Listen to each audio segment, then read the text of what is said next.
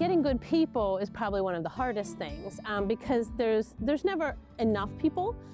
Finding and training a workforce has definitely, in the 8 years I've been farming and the 3 years we've been here, been the biggest challenge of everything for me. Trying to keep the same workforce coming back year after year is a little hard in this industry. It's really hard when you have seasonal part-time people to get them invested in that way because they know they're going to go away. We struggle year in and year out to have enough help across the board to do everything that we do here. Most of our people are year-round even if they're on a part-time basis, so that's been part of why we've worked really hard to create a destination that has things going on all the time, even when it's freezing. We are always looking for a very specific kind of person when we invite them to become part of our family. Luckily, I've kind of just found some people organically who have been really phenomenal assets. You know, now our primary place of trying to find help is through Facebook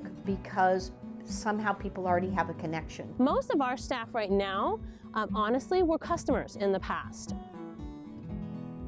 Listening to them and just making it a welcoming place to work is usually the best way to retain your good staff and to make sure that you attract more of those kind of people to you. We offer them a flexibility that I think you can't find just anywhere in a place of employment. Obviously, you need to have, competitive salaries. An important part of staying somewhere is that you want to, that you feel empowered to be able to sort of take your own initiative and buy your own inventory and manage your greenhouses the way you want to manage and so on with oversight and certainly conversation.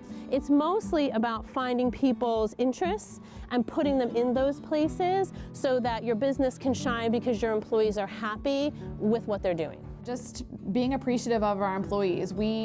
We acknowledge firsthand that we would not have the business that we have without each and every one of the employees who works with us. I'm a mom of 2 young children, and I struggle constantly with the balance of being there for my family and my young children, who I know in a blink of an eye will not be young anymore. So I think life balance is hard for a lot of people in a lot of professions. The problem with owning your own business, and specifically a farm, is that when you go home, you're still on the farm. So you have to find ways to sort of compartmentalize if you can. Try to keep the farm conversation away from the dinner table. My daughter used to just plug her ears and say, "No more farm!" I need to visualize my week, what's coming up, what's happening. How is my husband working? Is he going to be around to help take some of the burden off of me? What activities do I have to run my children for? I need to know where everybody's going to be so that I can plan how I'm doing what I need to do for the business. Just finding that balance is challenging, but manageable if it's done with a good level of communication with the family and staff who are here, and with my husband and my children as well. Now I know that it's worth spending the money to have really effective, knowledgeable, competent labor so I can go away or focus on other parts of the business. Just as there's a discipline with work, there's also a discipline with staying a family. There are just days when we just have to be frustrated, we just have to cry it out, we just have to step away because it's not always going to be perfect. I do a lot of crocheting. I make scarves for our farm market. I make quilted pot holders for our farm market. I find those are stress relievers for me. And I also find that at the end of the day, putting the TV on, falling asleep, watching the Hallmark Channel, that's a huge stress reliever. And I think there's also clearly setting time aside in whatever it is. Like for me, I don't work at night unless I have to, but by and large I don't.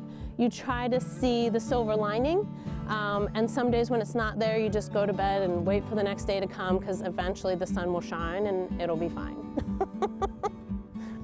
Being involved in a family-owned and operated farm is one of the most rewarding things I think anyone could ever have the opportunity to do.